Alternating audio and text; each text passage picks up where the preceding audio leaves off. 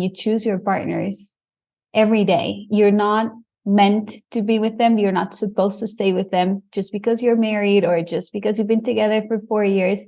You choose them every day, and you could leave if you wanted to, because that's the beauty of non-monogamy, but you don't. All right, everyone, it is interview time, and we are here with Alexa Andre, who is Sex with Alexa and also in bed with Alexa. Who doesn't want to be in bed with Alexa? Well, when you hear her, you would definitely be like, me, I want to be with Alexa. Who doesn't want to have sex with Alexa? That's true. Who doesn't want to? Yeah, I think that list would be really low. Yeah. She's also true. Yeah, basically. Yeah, that list is low. And we met her in person in Costa Rica. She was at a retreat in Costa Rica. She came, she taught. She's a Tika. Yeah, Tika. She taught a non-monogamy workshop there. She taught an awesome dirty talk workshop. And we were so privileged to have her, so lucky to have her at the retreat. And now we get her on the show. Hi. Yes, now we get to have her on the show. We're super excited about this, and we are here to talk about non-monogamy. Alexa is a fabulous educator who can talk about anything about sex, but this is a special area of expertise for her, so we're super excited about this. And as we talk about this, everyone, reminder, when we talk about non-monogamy, we are not saying it's better than monogamy. We're not saying there's no hierarchy, and we're not saying everyone should be non-monogamous, unless that's what Alexa says, but that's her opinion. So, but some of our listeners have been like, why do you guys keep doing non-monogamy? Yeah, she's not saying that. Leave my wife all the time. We're not saying that. that. Yeah, we're not at all. But anyways, so everyone, you already heard a little bit about Alexa in the intro in her bio, but Alexa, can you please tell us and our listeners a little more about how you got to where you are today in the field of sexuality? Of course. So I am Tika. I was born and raised here in Costa Rica. I studied psychology. And while I was studying it, I had a class called Sexuality and Pleasure. And I was like, there's no way that this is a career. Like, my professor gets paid for people to talk about their sex lives. We should be paying other people for this. This is fascinating. So everything clicked, and I came home and I was like, parents, I want to study sexology. And they were like, whatever you want, we support you. No, they're supportive. No, they were cool. Oh, good. They're super cool.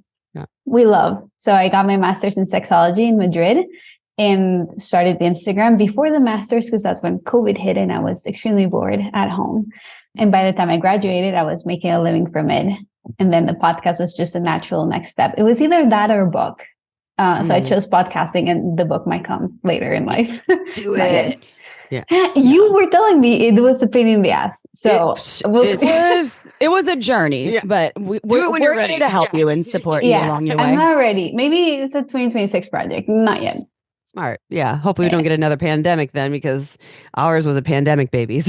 Yeah. No. But yeah, worth it. We love our book. Yeah. Get our book if you don't have it yet, everyone. Yeah. Yes. So you talk to people, because you do a lot of education on the ships, like the cruises, right? Yes. You're a sex educator. Yes. You go all over the world. You teach people about various things, and your skill set is because you're a sexologist, but you love talking about non-monogamy. I love. Yes. So since I graduated, I have couples and individuals that I see, that I help. I also do the Instagram, I do the podcast, I write. I recently had a Cosmo UK article come out, which was very exciting. And I do the cruises, the swinger sex cruises all over the world, where I also give workshops. And non-monogamy really is like one of my passions. I think it's starting to not be the default. So people are talking about it more. We know we have the language to describe it better, to make arrangements, and couples are starting to be more curious, or individuals. So I'm here to help everyone navigate it in the best way. Well, I love that. And that's the thing, because non-monogamy, there is a spectrum. There is a wide range of ways to be non-monogamous. And we're going to talk about that a little bit, or a lot of it. So let's start off, though, with talking to the expert about how you personally define non-monogamy. Okay. Very broad topic. So I always say there's monogamy here, and then there's non-monogamy, and they're separate. And within non-monogamy, there's basically endless ways to practice it. There's no right or wrong way, even though there's very strong opinions and hot takes out there. And then some of the types that you can practice is solo polyamory, polyamory, open relationship, monogamish, either hierarchical or non-hierarchical, or anarchy, or whatever it is. So non-monogamy is just not monogamy, basically just non-monogamy. Anything that looks different than monogamy is basically non-monogamy. That's an easy answer right there. That is easy. So it's like everything. Yeah. And there could be ethical non-monogamy and there could be not ethical non-monogamy or unethical, I guess. Unethical. Yeah, would you call cheating a form of non-monogamy in your opinion? No, I would just call that infidelity or cheating. Yeah. Okay. So there's also a hot take because a lot of people are like ethical non-monogamy, right? But it's implying that it can be unethical, but so can monogamy. We're not calling monogamy ethical monogamy, right? Yeah, that's true. Yeah. And everyone's cheating out there. Good point. Yeah. Okay. I'm an ethical monogamist. Right. Which just means you're not cheating. So good. Yeah. Slow clap for you. I just say non-monogamy because everyone can be either ethical or unethical, no matter their relationship structure or dynamic. So that's what about consensual? How do you feel about consensual non-monogamy? I like consensual. Well, but it's also implying that if it's not consensual, you're just going behind someone else's back. Yeah. So basically also cheating. Yeah. Kind of. Have you heard the term Dan Savage created recently, polyamory? No. It's brilliant. Because he talks about how he's like, I'm creating this and I want it to become a thing. Everyone make it a thing. He's coming back in our show soon. We're excited. It's polyamory is where he's like, this is what actually is very common in heterosexual couples. And what most people are actually doing if they are some form of non-monogamous is it's kind of still is cheating. It's like, don't ask, don't tell. Or like, I know you're doing this thing, but I'm going to tolerate it to keep the relationship alive and we're not going to talk about it. Polyamory. I was like, that's brilliant. I like it. Tolerating. Yeah. Oh. Right. Yeah. I think other people just call it don't ask, don't tell. Yeah, exactly. Polyamory has a little more cling to it. Yeah. I like it. Yeah, it does. It's kind of fun. Yeah. He's a good I don't creator like the concept though. No, yeah. I think it never ends well and it can just build resentment, right? Yeah. Or break trust. Too. I'm not a fan. Yeah. Yeah. Yeah. The communication piece, and I'm sure that will come up in here. So who do you think non-monogamy is and is not for? You know, like who, you know, maybe a type of person or a relationship dynamic. Or, yeah. Like how does someone know this might be something that I would like or it would be good for me? And this might be something that I wouldn't like or wouldn't work out for me? I think everyone should consider it. Not practically, maybe, but you should think about, am I happy in monogamy? If monogamy is your default, you should reflect and be like, is this what I want? Like, am I okay with this being my one and only person? Will I have the desire to cheat? Would I be happier if I could have sex with someone else? However that looks like, with my partner, without my partner, just at swinger spaces, like whatever it is, just think about it and actually consider it. And then there will be a lot of people that don't want to do it. It's not for them. That monogamy is the right choice, which is what you guys were saying. Like, we're not saying non-monogamy is better. It's just monogamy shouldn't be the default. Mm-hmm. There are people who thrive in monogamy. My parents, for sure, they still have a hard time understanding non-monogamy. They've only been with each other and they love it. Like, they really couldn't even consider being with someone else. My sister is in a monogamous relationship, but she's kind of dabbling and like they talk about having threesomes and stuff. So like it depends and it fluctuates. If you decide today that you want to be monogamous and in 1 year you reconsider and you change your mind, that's completely fine. Mm-hmm. And if you're non-monogamous and in 5 years you say, actually, I just want to be with one person, that's also valid. Like, we can take it back, we can change, we can grow, and we can, fluctuate. It's all fine. There's just no right or wrong way to do it. So if you're like an extremely jealous person and you know that about yourself, do you think would monogamy be the only avenue for you? Or could you try out non-monogamy and sort of see which flavor of non-monogamy would be your flavor? I think jealousy is obviously normal. It's an emotion we all experience. Some people are naturally more jealous than others.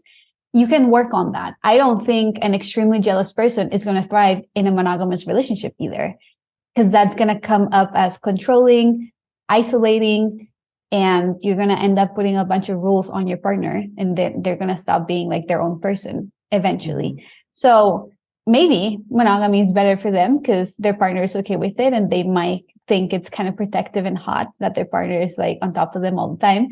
And maybe they could try non-monogamy and be like, hey, actually, this is good. And this is making me question why I'm so jealous. And this is making me see that people will choose me even if they can be with someone else. So it might be healing. It might not be. It might be a shit show. Either way, therapy is always an option. We recommend. Or working with a coach like you. Well, we recommend. But it's hard to generalize because it's very case-to-case basis. And you can work on your jealousy. I used to think that if my partner wasn't jealous, they didn't love me. Because we are taught that love comes with jealousy. That's in media, in movies, everywhere, in books, romantic books, grand romantic gestures. We're all taught that if a partner doesn't get jealous or possessive, they don't love us. And I used to think this. And then I educated myself, I learned, and now I'm not like that. And I'm not jealous at all. So it's hard to say. Okay, so talking about, because you're talking about healing, maybe not fixing the jealousy, but experimenting with non-monogamy to heal maybe some of the things that come up in people's lives that have caused their monogamous relationships perhaps to spoil. So what are some of the other common benefits that you see or have experienced from being non-monogamous? It's you stop basing your life on your relationships. Like you are your own whole person with your own hobbies, and you are free, basically free to do as you please. And then you choose your partners every day. You're not meant to be with them. You're not supposed to stay with them just because you're married or just because you've been together for 4 years. You choose them every day, and you could leave if you wanted to, because that's the beauty of non-monogamy, but you don't. And then it makes you feel different. It's scary. It's very scary actually to not have that power on other people and let them choose. You just let them. Like everyone's free to do what they want. And it's scary, but it's also empowering. Yeah, totally. And it will put you in uncomfortable situations. You will learn how to communicate better than you ever have in your whole life, because you have to. If not, it's just not going to work. So it will give you tools that you never knew you needed or you never knew you could have.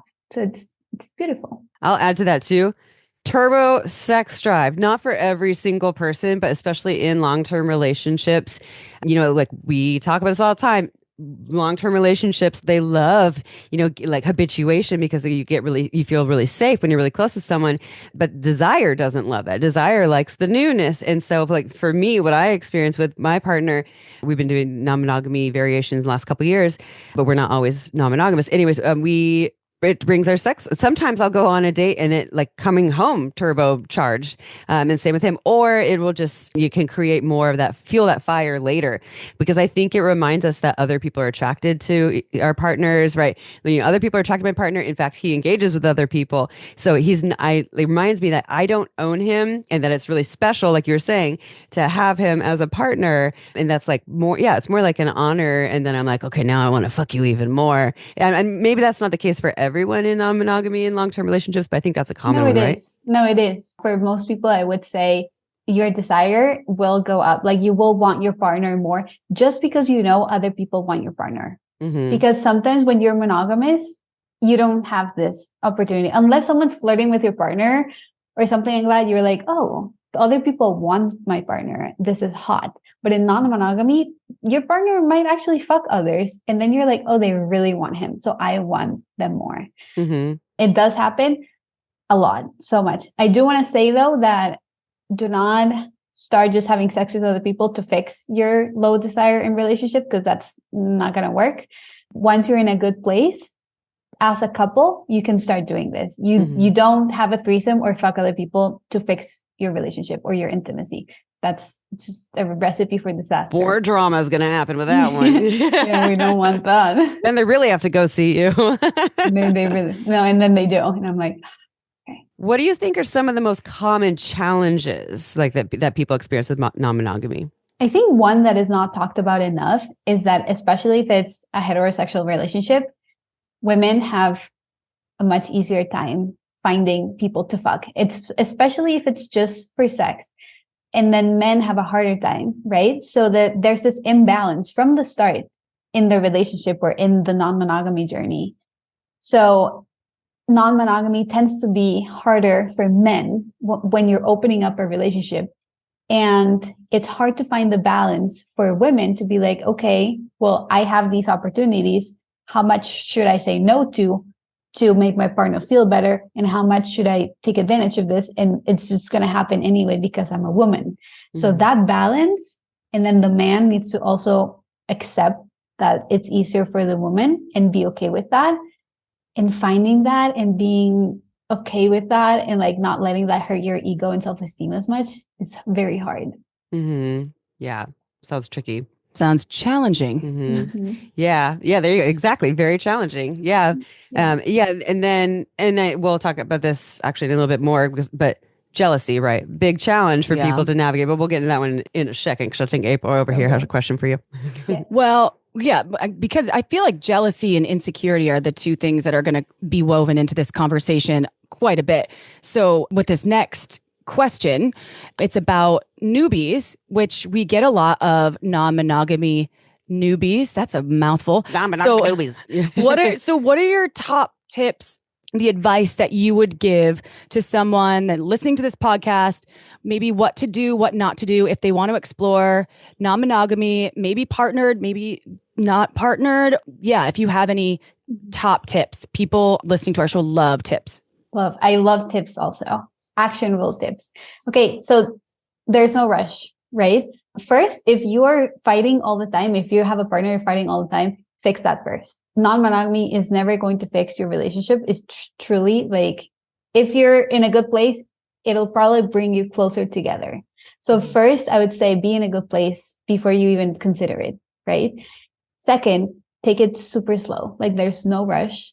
Start fantasizing about it. When you're having sex, when you're at dinner, start talking about what you would like, what you wouldn't like. If you have any deal breakers, lay them all out on the table. Do not hold anything in just because you think it might hurt your partner or because you think they might not accept it. Be as open and candid as you can. Mm-hmm. And then once you've had all the chats and you both know for sure that you could recite what the other wants and what you want and what you're expecting by memory, like super easily, start small. Like now you can start actually doing things. If you're ready, you might come to the talks and you might be like, actually, this sounds very complicated and I'm scared. I don't want to do it. Table it. Revisit in 6 months and see how you feel. Or just don't do it. It's fine. You tried. But if you are ready to take the next step, start super small. Kiss someone or go on a date and just go on the date. You agree that you're not going to do anything, or go to a play party together just to watch. Like the smallest step you can think of, and you can write a list like this is the smallest thing. And we want to get to number 10, which is have a 6-person orgy, right? Like whatever you guys decide, start with the smallest step, see how you feel, talk about it openly, candidly, and then revisit. And then you go little by little, trying things out. All of this I would do while listening to podcasts, reading books, and hopefully having friends, just friends, not people you want to date, fuck, or do anything with, just friends that are in the space, that are in the lifestyle that you can confide in. If the only people that you can talk to this about are the people that you're kind of contemplating on dating, it's not good. We need people you can trust, people that are just friends. It's not going to get messy because you need that community. If all your friends are monogamous and married and, you know, that's it, and they're not trying to spice it up or change your relationship dynamic, you're going to feel very alone and you're not going to be able to talk to anyone.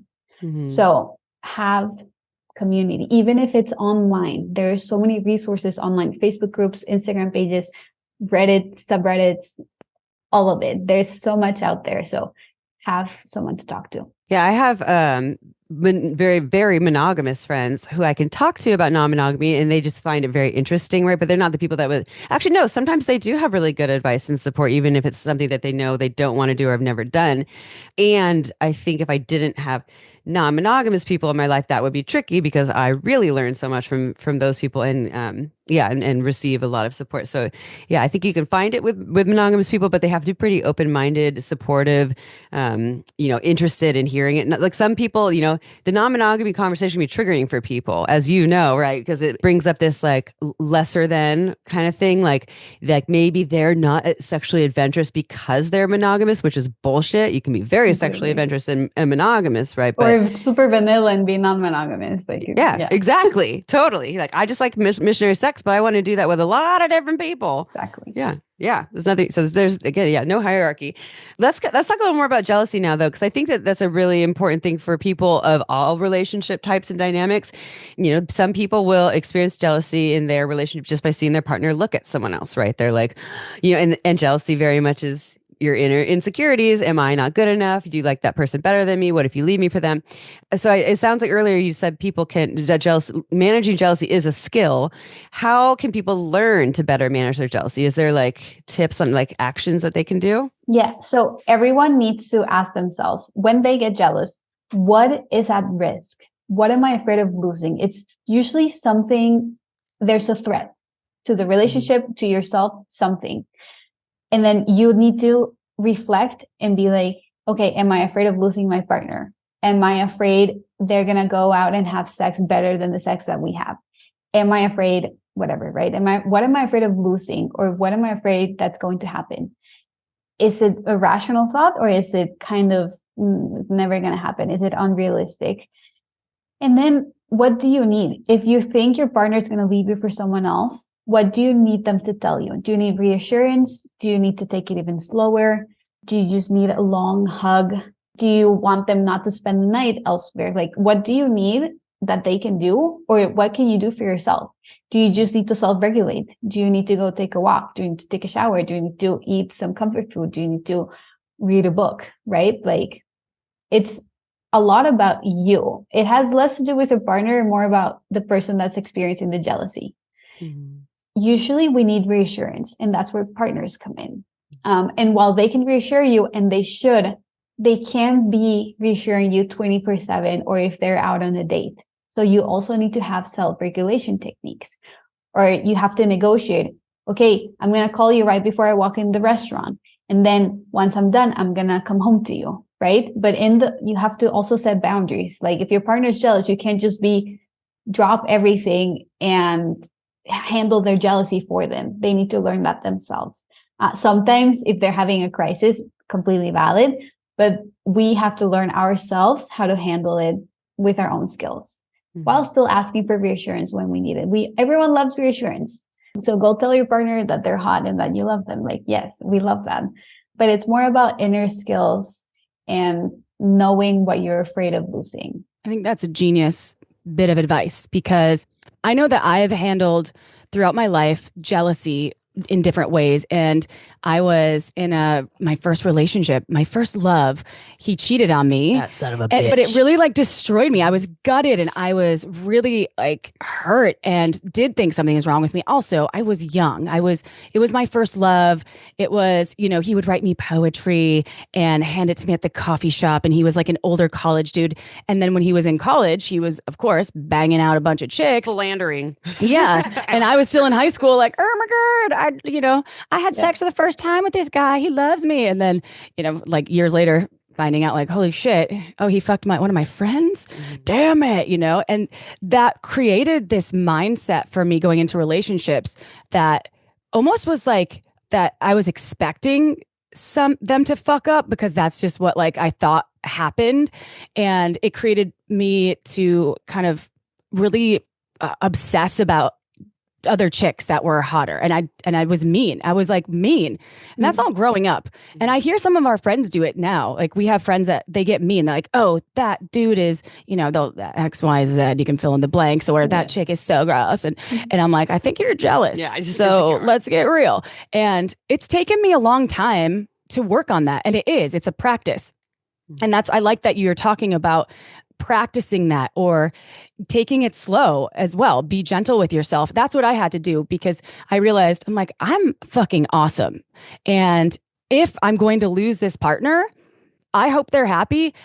Safety was always a thing for me. I don't want to get a STID, right? Because that I didn't consensually, that's not consensual, right? I'm like, hey, unethical I'm being monogamy. monogamous. Yeah. Yeah. That's like what upsets me the most about cheating is putting my body at risk. It's Same. less about hooking up with I mean, it Same. still is lying and all those things, but it's more about the like dangerous. For me, it's exactly the same. And I don't know, other people might not feel that way, but for me, I'm because that's the safety in monogamy for me, right? So that's why cheating hurts. But not only that, but because of the lies, the cover up, that stuff. But with safety, that can also be shrouded in, it's like a veil for the jealousy. I'm like, well, that's not safe. And then you're going to go out and hoe yourself out, you know, like you're fucking someone like you're a point guard on a Laker team, you know, like what the fuck, which is great. Bringing it back to jealousy. I love that advice of working on it, going slow and kind of practicing that and asking, what is at stake? What are you going to lose? And what's the worst that could happen? Hey, what is the worst that could happen? You are no longer in that relationship. Hey, you might find something better. And then they weren't for you. You know, it's always about people. We are afraid to give people the freedom to choose us or leave us. But honestly, if they're not choosing you, why do you even want them? You know, like let them go. So absolutely. I love that. If they're not choosing you, I mean, it might hurt. You might feel rejected or something. But I really think that they're doing you a favor in the long run. Yeah. Right? Eventually you will be grateful that they left you because they weren't for you. Yeah. So you're welcome early. So we're going to do a rapid fire, which we actually hate being on the other side of, but we're going to rapid fire you some questions. And ourselves. We'll play too. I'm ready. Yes. So it's like hot or not questions. They're not all related to non-monogamy, by the way. No, they're related to you. And Amy, why don't you start it off? All right, rapid fire. Hot or not? Making out with someone after you came in their mouth. Hot. I knew you'd say that. Why is it hot to you? After I came in their mouth, you came on them, in their mouth. I love tasting myself. Like when someone's going down on me after like 30 seconds, I'm like, let me taste because I want to taste and then you can keep going. Hot. Yes, absolutely. Oh. What about you, Chip? I would say hot. And sometimes I'm also like, wow. Sweet today. I'm like, I'm like, wow, that's not so bad. Or salty today. Yeah, not usually salty. I have a UTI. Just kidding. Oh my God. No, I actually taste myself constantly because I know when I have BV just from how I taste. That's how it shows you. Yeah. Yeah, it's an extremely good metric for sexual health. So absolutely come make out with me after. Can you also tell when it's going to rain by the juices? We went to Costa Rica. She's like, I tasted my pussy and it's saying it's going to rain. The wind's going to blow in from the west and thunderstorms. Thunderstorms and chance of lightning. meatballs. Yeah. What about you, Chip? Hot. Yeah, totally hot. I never thought of it as a good way to get to know my pussy. I constantly is not true. Almost every day I put my clean finger in my pussy and like just to smell it to see like where I'm at with it. But I should just start tasting that shit. But I think it's hot when my body's all over someone's mouth. I like that. Yeah. I guess I don't do that enough. No, good to know. Yeah. I'll put that on my 2025 goals here. Your vision Learn board. to predict the weather with your pussy. Okay, so hot or not, having a lover trim your pubic hair. Hot. Yeah. Why do you think that's hot? Hot. It's intimate. It might even be more like they're all up in there. You need light. It's vulnerable. And I think it might even be more vulnerable, Jesus Christ, than fucking sometimes. Like fucking is so impersonal at times. But if you're all up in there in my pubes, if you see my pubes, right? Because we're taught like you should be bare, blah, blah, blah, blah, blah. If you see me where I feel like I need to remove something because I don't like it and I want to change, and you see that and you help me get to where I want to be, hot. Yeah. And word. What about you, Chip? I think it's hot, except actually having someone use a blade on my skin, You'd rather have the freaks me buzzer, out. like the trimmer? It'd have to be a buzzer. Yeah, because a blade, if someone uses a blade anywhere on my body, like when there's movies and they're like shaving someone else's face, I can't watch the scene. Even if they don't cut, even if they don't cut them, it like weird. It just weirds me out. I'm like, what if? Because I don't like watching flesh be like cutting flesh. the neck when they're shaving. Yeah, those old school razors. Yeah. I think we've just seen too many movies where they actually slice the neck. Maybe that's why. But I've had a partner use an electric razor on me before, and I thought that was hot, and it felt very caring. I was like, "Oh, you're a part of this too." It is caring. I love gory movies. Maybe that's why I'm okay with it. Yeah, you probably just. Yeah. I'm like, yes. The straight blade, knife play is also like kind of hot. So haven't done it, but like it's kind of a step into knife play. So make sure it's sharp, because you don't want to be like getting a razor burn from the dull. So my partner will probably kill me for saying this, but he won't listen. I've totally helped shave his with not a blade, because that would freak me out. No, his butt. It was like the balls is correct. Yeah, and I'm like, okay, with electric. Yeah, spread them, and he's just like spreading. I'm like, I know you better than I know myself, because I've never seen my own body like that. It's a new level of intimacy. I think it's lovely. He's helped me. He's actually raised. Oh my God, I can't believe I'm saying this, but shameless sex. He has razor bladed my butthole. Oh, really? My partner wax each other's buttholes. Well, I've never waxed. I want to wax. I would trust him to wax, but I've been like, can you shave my butthole? Oh my God. That's cute though. That's sweet. I honestly, he knows me better than anyone. I mean, like if you put your mouth and your cock in that butthole, you probably can shave it. Yeah. And honestly, like it's better than your partner waxing than like some random esthetician. Like I've spreaded my butt cheeks for an esthetician. Like I'm good with spreading my butt cheeks for my partner, especially if they've been all up in there with their mouth. Yeah. Well, but I'm coming back to the hot or not part. I don't find it hot. This is where I was getting to. I don't think it's not, but I'm not like turned on by shaving his ass or him shaving my ass. I'm like, that's fucking hot for me. It's kind of more funny when we do the waxing. I'm just laughing. It's comfort. I'm like, you're waxing my butthole. It's intimate. Yeah, it's intimate. I think it could be hot if you're taking a shower and they're leathering you up and they're kind of shaving. It could be hot, but it's mostly just cute and intimate. Yeah, and funny. Yeah. In the world non-monogamy too, when my partner's wax my butthole, as he's doing that, he's like,